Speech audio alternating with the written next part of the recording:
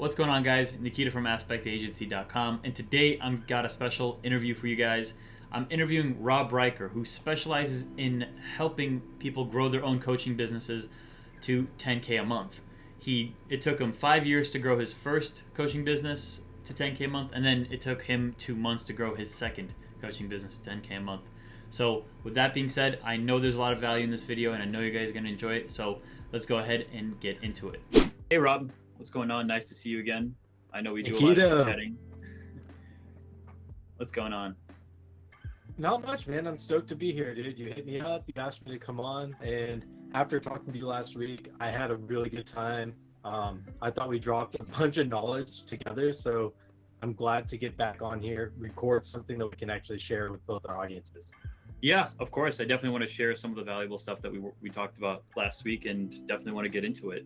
So, just to start off with, can you give like a quick breakdown of who you are, what do you specialize in because we both know each other from Twitter, but I want everyone else to know on what you specialize in. Absolutely. So I'm Rob Riker. I do my work mainly on Twitter at the moment. I'm starting to expand to other social media, but what I help people do is start their own coaching business from scratch, or take one that isn't doing so well and monetize it so that they can build it to 6 figures plus per year. I primarily get my clients through Twitter. That's the place I'm most active and teaching people. And so that's usually where I guide people if they want to see what I'm doing, is to go find me on Twitter. Yeah, fantastic. I mean, that's how I found you. So it's always a great baseline or a great place to network with like-minded individuals and whatnot. So can you break down to me, like, what do you specifically do when you work with these people, when you help them get to that 6-figure goal? Like, is it just some Joe Schmo on the street, or is it like someone that's already trying to replace their income? How does that work? Yeah, so I typically target people who are unhappy with their 9 to 5. They usually are actually pretty successful people. They have jobs, they do well in their jobs, but they're frustrated with them. They wake up unhappy, bummed to go to work, do their job, and they may do a good job of it, but it's just not meaningful to them. And so they are looking to do something on the side, build something that just means something to them, where they can make more of an impact on things that matter, and hopefully also, while they're doing that, build financial and schedule freedom that they don't have with their current job. And so they don't have to fit that mold, but that is typically the person I like to help the most and the person I target. And there is a process. You can't just be a coach without an offer, without being able to help people make some type of transformation or solve some problem of theirs. So you do need to have that thing, and that's where every client starts off. I make sure that they have something that they can provide to other people that people are willing to pay a lot of money to solve or overcome or accomplish. And so that's really the base that we must start with before I can say I can take someone on as a client. Yeah, you definitely need to. What I've learned just talking with like friends or other people that want to get into entrepreneurship is you can't talk them into it. They have to take it seriously themselves before they actually decide to like go down this journey. There's a quote I read the other day. It was like, entrepreneurship is just an excuse to make more money, where it's more so a learning journey versus like just making more money. It's like you learn more about yourself, learn more about what you're capable of, and whatnot, and the money is just an extra. So yeah, I mean, it's just another piece of the self-help paradigm. It's like you have getting in shape, or improving your relationships, or making money, or helping people with something, finding meaning. You have all these things of like ways you can improve your life, and money's just a portion of it. Like, yeah, making more money is super important. You want to provide for your kids, you want to provide for your spouse, you want to live in a way that you enjoy, but there's only so much that money can do. It can't buy good relationships. It can't it can't help you enjoy. Well, it can help you enjoy it doesn't make you happy by itself. You have to do a lot of internal and mindset work and stuff like that. And so I do think it's just another piece of the puzzle. And the cool thing about entrepreneurship is it's like a big puzzle that you get to solve.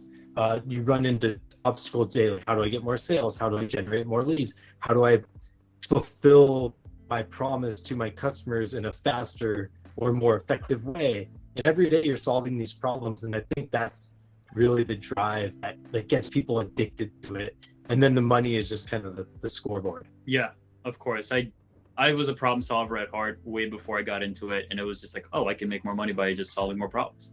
It's fantastic. I know we found each other on Twitter. Is that like the main source where you get all of your clients from? Or have you done any other types of marketing before? Well, so in the past, I did a lot of other things to get me to where I am today.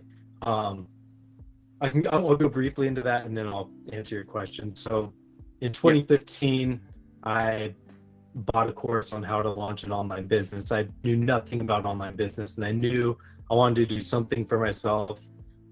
I worked a 9-to-5 and I wanted to do something on the side to start building income and, try to find a way to work for myself where I control my schedule and my income. And it forced me to find a niche, and that niche I chose was the social skills niche, where I helped people who moved to a new city make new friends, because that was an obstacle I had to overcome myself. So I figured I'd teach people something I had already learned and overcome. And so through that, I learned how to write blog posts, write guest posts that got me email subscribers. So I started building an email list. I was doing SEO on my websites. I was also getting traffic through Google and other websites like Quora, Reddit, posting on those things to drive traffic to those posts. I then brought people on my email list, grow my email list, and then sell products through my email list. And it did okay. I never broke $10,000 in a year, so obviously I wasn't trading my job for that income. But I learned a ton about online marketing and stuff like that. I built my email list to about 1,000 subscribers, so it wasn't nothing. I learned a lot about copywriting, and just so much of the online business that I know today came through that experimentation. And then I found Twitter, and I got some coaching. I got help on there. I started growing my Twitter account.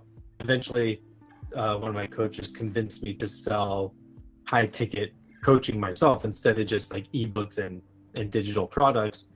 He told me, hey, go coach people. You can make way more money and get it today, rather than waiting to have to build your audience to big numbers you can sell to a bunch of a product to a bunch of people. I did that, but I wasn't getting people the results I was promising. So I halted the brakes, and I was like, okay, I'm not going to sell something I can't deliver. And after a lot of time trying to figure out, okay, what am I going to do? I ended up going and getting a life coaching certification. And through that process, they made me give sample sessions to work on the skill of becoming a life coach. And that's eventually how you get clients. And while I was doing that, I was pulling people off of Twitter that I had met and befriended and said, hey, do you want free coaching sessions? And all these people wanted help with their online businesses because they all came from Twitter, where we are working on different online businesses. And like the first 5 people I helped were all like super pumped on what I did. They came back and said, dude, my income went up, or I just started selling my coaching for double the price. And I was getting these guys results in just a single call. And that's kind of when it clicked to me. I was like, hey, I know pretty much the whole process now of building an audience, selling high ticket courses, lead generation, sales, closing sales, all this stuff. It's like I can just start packaging this and teaching it to people as a coaching product. And so that's when what I do today, that's how it really began. And so that's the long-winded answer of answering your question. Do most of my leads come from Twitter? And right now they do. I am expanding and starting to get more leads through my email list and on Instagram and other social media, but primarily I get them all from Twitter, and it works very well. It's funny that you mentioned that, because I had like a similar upbringing of like ups and downs and, you know, loop-de-loops of like income as well as experience, where like I learned the most about things where like my life depended on it and I had to like actually make, you know, that month's rent and whatnot. So like those sort of external factors really motivate you and push you to do better and learn more things. But at the same time, like if you didn't have those downfalls, you wouldn't have known like the skill gaps that you had. So I had the same thing with when I was coming up in marketing. Like it's like, why are all my clients dropping out after like the first month? And it's like, oh, because I didn't know how to speed up the process of like getting them results. Worked on that, you know, doubled my income in the next 3 months. So it's just like those sort of things you don't really realize. Like everyone glamorizes entrepreneurship as like, oh, like make 100K a year within the first 4 months or some bullshit like that. But they don't realize like it takes years of just like eating shit for, you know, making ends barely meet before you actually come out on top. And obviously there's like case studies of people not going through that, but for the most part, like it goes back to like survivorship bias of like, if you really want to make it through, you got to stick in for at least like 2 to 3 years before you see like actual good results come in and actual money come in. And I mean, like in my case, it took me 7 years to get from nothing to leaving my job. So 3 months ago, I finally left my job because I had a full client base and I was making more money through my coaching than I was at my 9 to 5. What I have noticed is that like with my clients, if they do the things I tell them and they already have the skill that they can help people with, it only takes me about 6 months to get them up and to get their first 10K in sales and have a replicable system that they can use moving forward. But you really have to have all those pieces, and I think that's where most people miss it. They get some of the pieces if they do it on their own, and then they don't have all of it, and it gets frustrating. You know, you try for a year, 2 years, and you're grinding and it's not clicking. A lot of times it's like, oh yeah, your offer is just not that good. Like if you just had that feedback and sort of improve your offer, that could literally change everything and you could be successful. Yep. Like, yeah, you're cold outreach, you're not targeting the right people, like target these people, you know. And so often it's a small tweak, but if you haven't been there, you have no idea what tweak needs to be done or where it is or how to do it. And then you just go on and on and on grinding with that one thing just holding you back for so long. Exactly. I mean, it took you 7 years to get to this point so that more people, like, because you know the process inside and out, and now it's helping you get the same exact people that were in your position to get that in 6 months or less. So, exactly. Yeah. And I know client quality is a huge thing, at least for us. You know, when we take on email marketing clients, we only like to take on a specific, like they have to meet a specific criteria. Otherwise, like we can help them out, but they're not going to get the most ROI out of our services, or in some cases, we may not even be able to get them results that we promise. So like, what are like specific qualifications that you look for in people aside from like them actually wanting to like start this new life and enjoying the entrepreneurial journey? Yeah, the first thing I look at is, okay, what do you want to help people with? You know, like maybe they want to be a fitness trainer, or they want to be a back pain coach who helps people resolve their back pain, or so first I look at it and I'm like, okay, is this something that people are already paying a lot of money for? Because a lot of people are like, oh, I want to help people like live better lives or something. Like, well, how many people do you know have bought coaching for a better life? Like, no. But if you position it differently and say, like you could be a confidence coach, and there are confidence coaches, and there actually is the market for that. But it helps a lot more if you say, like, I help aspiring actors improve their confidence so that they land more acting gigs. Then people are like, yes, that's me. Oh my gosh, I definitely pay for that because I want to land more acting gigs. And so that's the first thing we look at, is like, is the thing you want to do actually something that people will pay for? Second, have you helped people do this, or how do you know you can help people with this? It's not a huge deal. You don't have to have like done it for a bunch of people or something. Like a lot of times the person's made the transformation themselves. Like I went from 300 pounds to 180, and like I know what a struggle it is, and I want to help people do the same. Cool. Okay, you've done that. You at least have the making to do it. If they just haven't done whatever they want to do, then that's a big red flag. And those are two of the big ones. Ideally, they've helped other people, and that's how they know they want to be a coach. And they know what they're getting into with like content creation, making relationships on Twitter and stuff. Like, hey, you're going to be reaching out to people, you're going to be getting on calls with people, this and that. So those are the main things I look for. Yeah, especially in those beginning stages, you kind of have to get down in the trenches and do the dirty work. And I mean, I'm here 5 years in and I'm still doing some of the dirty work. You know, that's just the way it is. You have to get on the calls. You have to do some of the outreach. You have to answer DMs. You have to do the cold email, like reply backs. Like it's just the nature of the process of just entrepreneurship in general. Like sometimes you got to do the things yourself. And if people aren't ready to do that, then they're not ready to, you know, like they're not ready for the life that they want, basically. Because the way I see it, like everything has risk. Like you staying at your job has a risk, but also there's a risk in entrepreneurship. But I'd rather take the risk in entrepreneurship knowing that I can control it versus a risk that I can't control of maybe getting laid off one day, or, you know, the company downsizes or the company goes bankrupt, you know, things along those lines. Yeah. And I mean, that's the big sell here is you're creating something that people can't take away from you. It's like, if you can help people and you can convince people that you can help them, you never go broke again. It's like you could lose all your clients and the next day and then just go out and go find new clients because you are able to convince with your words that you have something that you can solve a specific problem for these people. All you just go find those people, put your offer in front of them, you're going to close X number of them, you know, whatever percentage, and that's it. Like, you know that you can continue selling that. And I'd say, like, jumping off of that, what do you think are like the biggest, like the top 3 highest leverage things that like coaches can do to like improve their like clientele base? And this also doesn't have to be coach based. It also be like maybe like people that want to improve their business.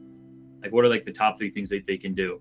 So I think one is picking a target audience that is targetable, right?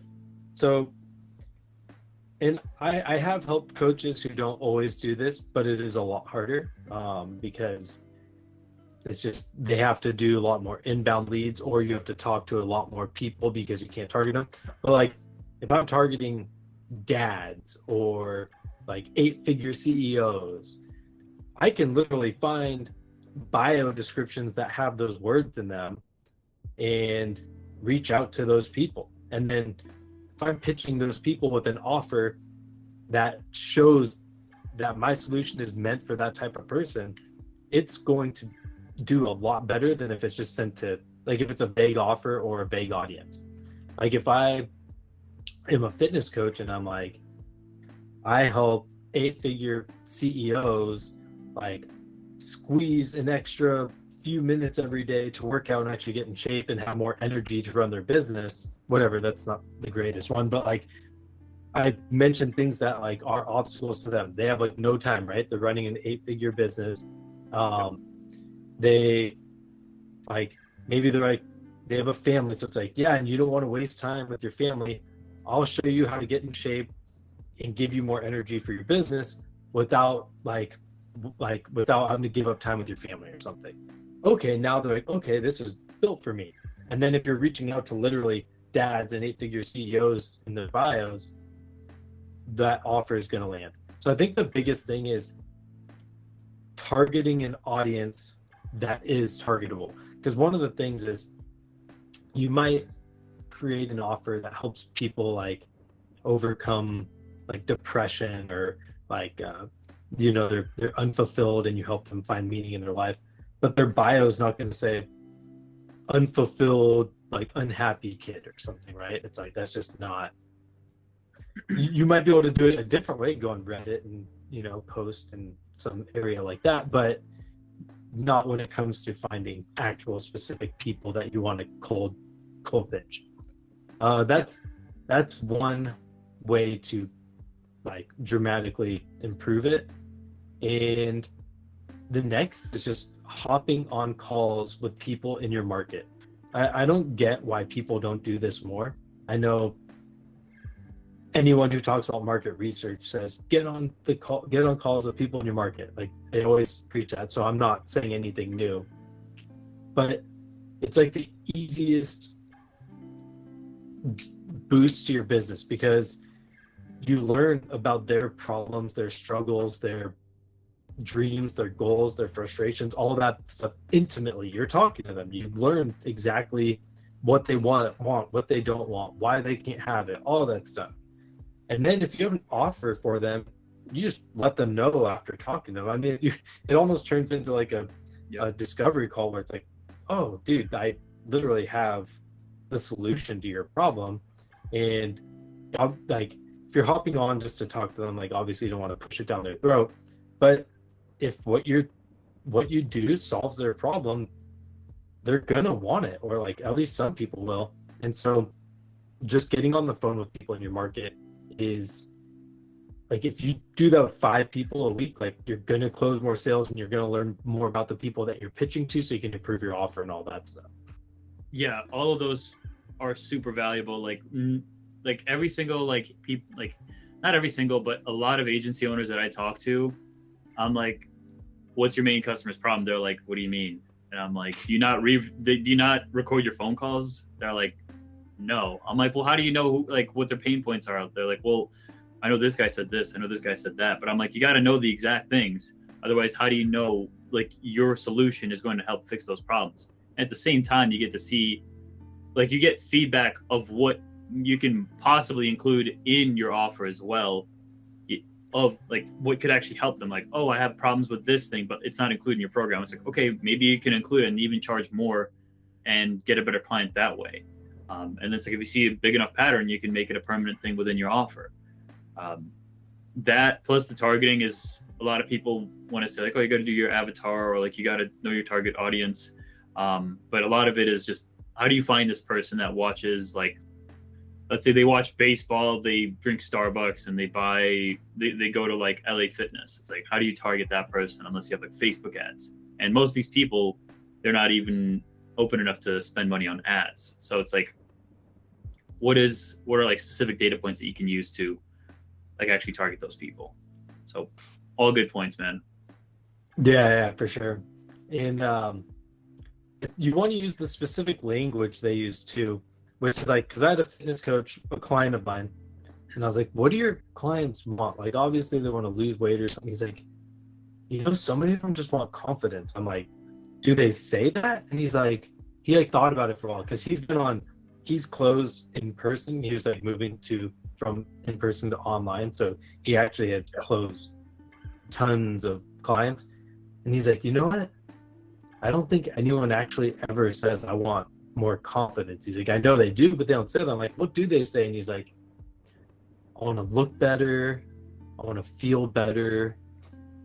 I want more energy. Like, and I'm like, boom, use those words when you are like targeting people. And once you start doing that, it's like, you realize, wow, yeah, that's the language they use. Yeah, sometimes you just need a mirror to like reflect back onto what you're missing subconsciously. I have that all the time whenever I have like talks with some of my business friends, and I'm like, yeah, I don't know if I should be doing this or this, and they're like, well, I think you just answered your own question. It's like, oh shit, I guess I did. So, well, Rob, it was a pleasure talking with you today, and I think you dropped a lot of value on people that are in the coaching space, or people that just have their own business and want to improve their business. Where can people find you? Yeah, so the best place to find me is on Twitter at Robert G. Riker. And from there, it's pretty easy. You can contact me, you can DM me, ask me any questions. I'm really active. I like to keep in touch with my audience and really build those relationships. So if anyone's listening to this and wants to ask a question, DM me, shoot away. Let's become friends. I totally enjoy the experience. Yeah, you got to join us on Twitter. That's where all the fun is. That's where all the like bleeding edge things usually happen, and then they start spreading on Facebook, Instagram, Slack groups, etc. So awesome, man. It was a pleasure, and I'll talk to you soon again.